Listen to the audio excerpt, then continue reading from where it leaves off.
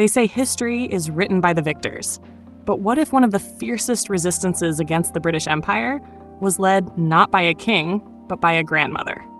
This is the story of Yaa Asantewaa, the queen mother who stood up when an entire kingdom bowed, late 19th century. The Ashanti Kingdom, once one of the most powerful empires in West Africa, is facing its greatest humiliation. After years of resisting British domination, the Ashanti king, Prempeh I, has been captured and exiled to the Seychelles Islands. The empire that once struck fear across the region now stands silent. The chiefs are uncertain. The people are broken. But in that silence, one voice dares to rise. Her name is Yaa Asantewaa of Ejisu, a woman who refused to accept defeat. She wasn't born a warrior, but she carried the fire of one. Her eyes burned with the anger of generations. Her words carried the weight of a nation's pride. While the men debated, Yaa Asantewaa watched her people lose everything they had ever fought for: their freedom, their dignity, and soon, their very soul. She saw the empire's spirit slipping away, and that's when she spoke the words that would change history.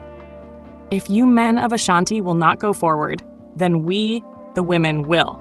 We will fight till the last of us falls on the battlefield." With that single declaration, the spirit of the Ashanti was reborn. A queen mother leading a nation into war. A grandmother standing up to an empire. This was not just rebellion, it was defiance. It was pride. And it would lead to one of the last great wars of African resistance, the War of the Golden Stool. But before we understand her fight, we must understand what she was fighting for, and why the Golden Stool was far more than gold. It was the very soul of the Ashanti people. Before we continue, take a second to like this video, subscribe, and share it, because stories like this one are rarely told, and it's time the world remembers the true heroes of Africa. Now, let's talk about what the British came for: the Golden Stool. To the British, it was just a royal chair. But to the Ashanti, it was everything. The Golden Stool wasn't simply a symbol of kingship, it was said to hold the very spirit of the Ashanti people. Legend says it descended from the heavens and landed on the lap of the first Ashanti king, uniting the clans into one powerful nation.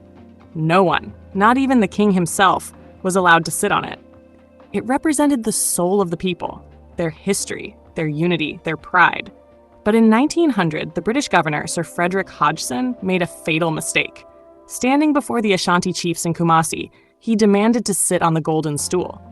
To him, it was a symbol of authority.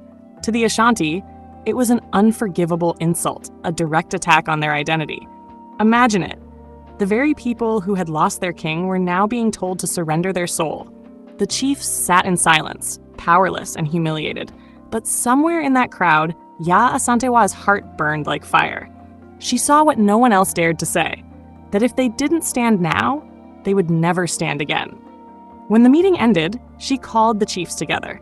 Her words were not a plea, they were a challenge. Is it true that the bravery of the Ashanti is no more? How can the white man dare to ask for the Golden Stool? Are we going to stand here and watch our people dishonored? That night, something changed in the Ashanti Kingdom. The silence of fear was replaced by whispers of rebellion. And at the center of it all stood one woman, Yaa Asantewaa, ready to lead a nation into war. The drums of resistance were about to sound once more. Next came the fire, the War of the Golden Stool. The drums of war echoed through the forests of Ashanti. The air was thick with tension. A nation was rising once again. Under Yaa Asantewaa's command, the Ashanti warriors began to gather. Men, women, elders, all united by one voice, one mission, to defend the soul of their people. For the first time in history, the British Empire would face an army led by a woman, not a queen sitting on a throne, but a warrior standing at the front lines. Yaa Asantewaa took charge of the resistance, organizing her people with remarkable discipline. She knew the British had superior weapons, rifles, cannons, and endless supplies. But she also knew what the British didn't: that no empire can defeat a people who are ready to die for their dignity. She ordered the building of fortifications around Kumasi and rallied the fighters from nearby towns. Across the Ashanti lands, warriors took oaths before the ancestors, swearing to defend the Golden Stool or die trying. In March 1900, the fighting began. The Ashanti surrounded the British fort in Kumasi, cutting off supplies and communication. For months, the British were trapped, their soldiers weakened, their confidence shaken. The forests became a battlefield. Ambushes, guerrilla attacks, and sudden strikes. The Ashanti turned their homeland into a trap. Yaa Asantewaa's strategy was clear. Fight smart, not desperate. But the British soon called for reinforcements. Thousands of troops marched into Ashanti territory with heavy artillery. The war grew brutal. Villages burned. Warriors fell. But even as defeat seemed certain, Yaa Asantewaa refused to surrender. Every time her people wavered, she reminded them why they fought. The Golden Stool must never be touched by foreign hands, she declared. To the British, she became a symbol of defiance, the woman who dared to challenge an empire. To her people, she was more than a leader. She was the heartbeat of their resistance. By the end of the war, the Ashanti fighters were overwhelmed, their ammunition exhausted. The British recaptured Kumasi, and after fierce fighting, Yaa Asantewaa was finally captured. But even in chains, she stood tall. Her war was lost, but her spirit was unbroken. The British had won the battle, but Yaa Asantewaa had won something greater: immortality. Her defiance had ignited a fire that would never die. When the guns fell silent, the land of Ashanti lay in ruins. The British had retaken Kumasi, burned villages, and crushed the last pockets of resistance. But among the prisoners marched one woman who refused to bow: Yaa Asantewaa. The British exiled her to the Seychelles Islands, the same distant land where her king, Prempeh I, had been sent years before.